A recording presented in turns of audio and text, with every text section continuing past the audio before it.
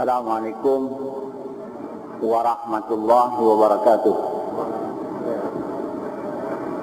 Bismillahirrahmanirrahim. Alhamdulillahilladzi an'ama 'alaina bi ni'matil iman wal islam. Wassalatu wassalamu ala sayyidina Muhammadin wa ala alihi wa ashabihil kiram alladzina bazalu nufusahum wa amwalahum fi ilahi kalimatil Islam. Sallallahu ala sayyidina Muhammadin wa ala alihi wa sahbihi wa sallam. Rabbi shrah li sadri wa yassir li amri wahlul 'uqdatam min lisani yafqahu qawli. Subhanaka la ilma lana illa ma 'allamtana innaka antal alimul hakim. La haula wala quwwata illa billahil aliyyil azim. Amma ba'd. Yang mulia saudara pengurusi, yang mulia pengurusi dan ahli-ahli Jatuh Nukasa Sambutan Majlis Seminar dan Dakwah ini, yang berbahagia Datuk Setiausaha Negeri Kerajaan Negeri Melaka, yang berbahagia Al-Fadil Al-Ustaz Mustafa, Pegawai Penerangan Jabatan Agama Negeri Melaka, yang berbahagia para alim ulama, ustaz-ustaz, tuan-tuan guru, para pemimpin masyarakat Islam setempat, khususnya tuan-tuan, puan-puan, saudara-saudari, seluruh para hadirin yang dirahmati sekalian. Saya semua rasa syukur kepada Allah Subhanahu wa taala kerana dengan izinnya saya pada malam ini dapat ikut serta di majlis seminar dan dakwah yang dianjurkan oleh siswa-siswi negeri Melaka ini, dan kebetulan pula saya bercakap pada malam ini adalah di majlis penutupnya. Mudah-mudahan teman kita di majlis yang berbahagia ini, yaitu di majlis yang akhir di dalam majlis seminar ini, kita ditutup pula dengan ceramah-ceramah mengenai agama Islam. Kita harap perjumpaan kita dan pertemuan kita akan menjadikan silaturahim di antara kita sesama kita, karena dengan terjalinan silaturahim itu boleh menimbulkan kasih sayang sama kaum muslimin. Dari kasih sayang itu boleh menimbulkan rasa ukhuwah Islamiyah, rasa persaudaraan Islam. Dari rasa persaudaraan Islam itu boleh menimbulkan perpaduan umat Islam. Selain daripada itu, dengan adanya majlis ceramah mengenai agama Islam, sebanyak kita akan dapat menambah pengetahuan Islam kita. Moga-moga dengan bertambahnya pengetahuan Islam kita itu akan menjadi pendorong kepada kita untuk kita menambah amal bakti kita kepada Allah Subhanahu wa taala. Saudara-saudari, para hadirin yang dihormati sekalian, sudah menjadi fitrah semua jadi manusia, yaitu manusia yang hidup di atas muka bumi Tuhan ini. Tidak kira sama ada dia orang laki-laki maupun dia orang perempuan. Tidak kira sama ada dia orang yang berkuasa maupun rakyat jelata. Tidak kira sama ada dia itu orang kaya maupun dia itu orang miskin.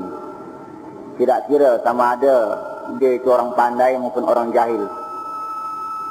Yaitu sudah menjadi fitrah semua jadi manusia ini. Manusia ini ingin hidup aman damai, ingin hidup berkasih sayang di antara satu sama lain. ingin hidup bahagia, ingin hidup di dalam suasana lapang dan ketenangan. Begitu juga sudah menjadi fitrah menjadi manusia. Kalau dia seorang anak, dia suka kalau ibu dan ayahnya memberi kasih sayang kepadanya. Dan kalau dia seorang ibu dan ayah, dia ingin kalau anak-anaknya memberi ketaatan dan kepatuhan kepadanya. Itulah kalau dia seorang istri, dia suka kalau suaminya sentiasa memberi simpati kepadanya. Dan kalau dia seorang suami, dia suka kalau istri-istrinya mentaati dan mematuhinya. Itu juga kalau dia seorang pelajar, dia ingin kalau guru-gurunya, kalau para pendidiknya memberi kasih sayang kepadanya. Itu jugalah kalau dia seorang guru, seorang pendidik, dia suka kalau murid-muridnya sentiasa memberi ketaatan dan kepatuhan kepadanya. Dan begitulah kalau dia seorang penguasa, seorang pemerintah, dia suka kalau rakyatnya sentiasa memberi ketaatan dan kepatuhan kepadanya. Dan begitulah kalau dia itu seorang rakyat jelata, dia ingin kalau penguasanya atau pemerintahnya sentiasa memberi keadilan kepadanya. Itulah seterusnya manusia ini sudah menjadi fitrah semua jadi. Dia tidak suka kalau berlaku di tengah kehidupannya adanya kemungkaran, adanya maksiat, adanya bermacam-macam bentuk jenayah, adanya perbunuhan, perkalian, perompakan, perogolan, penzinahan, krisis demi krisis, dan seterusnya sudah menjadi fitrah menjadi manusia ini tidak ingin berlaku di dalam kehidupannya terjadi peperangan di antara dua puak atau di antara dua kumpulan atau di antara golongan dan golongan. Karena perkara-perkara yang saya sebutkan tadi semuanya itu akan menyusahkan hidup manusia. Perkara-perkara yang saya sebut tadi semua itu akan menjadikan manusia hidup di dalam sengsara dan derita, menjadikan manusia hidup di dalam tekanan jiwa.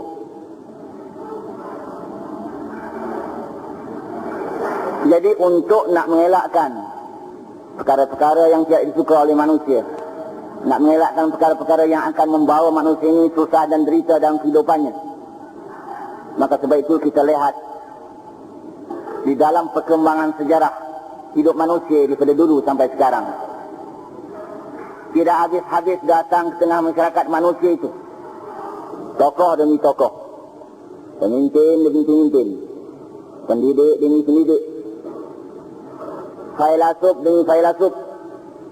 Mereka datang ke tengah masyarakat membawa peraturan-peraturan hidup yang mereka lagang daripada otak mereka.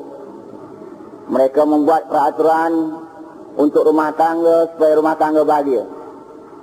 Mereka membuat peraturan untuk kampung halaman mereka supaya masyarakat kampung halaman mereka bahagia. Mereka membuat peraturan terhadap masyarakat, terhadap ekonominya, terhadap pendidikan dan pengajarannya, kepada negaranya dan seluruhnya, peraturan-peraturan dan akta-akta untuk alam sejagat ini. Supaya dengan peraturan-peraturan itu manusia tidak bergaduh lagi, tidak berkrisis lagi, tidak berperang lagi. Supaya manusia dengan peraturan-peraturan itu tidak akan melakukan kemungkaran dan maksiat lagi, tidak mencetuskan lagi sebarang bentuk jenayah. Supaya dengan peraturan-peraturan itu anak-anak akan mematuhi ibu dan ayahnya, dan ibu dan ayah sentiasa memberi kasih sayang kepada anak-anaknya. Murid-murid sentiasa memberi ketaatan dan kepatuhan kepada guru-gurunya, dan guru-gurunya sentiasa memberi kasih sayang kepada anak-anaknya. Istri-istrinya akan sentiasa memberi kepatuhan kepada suaminya, dan suami-suaminya sentiasa memberi simpati kepada istri-istrinya. Supaya rakyat jelata mematuhi pemerintahnya, dan pemerintahan sentiasa memberi keadilan kepada rakyat.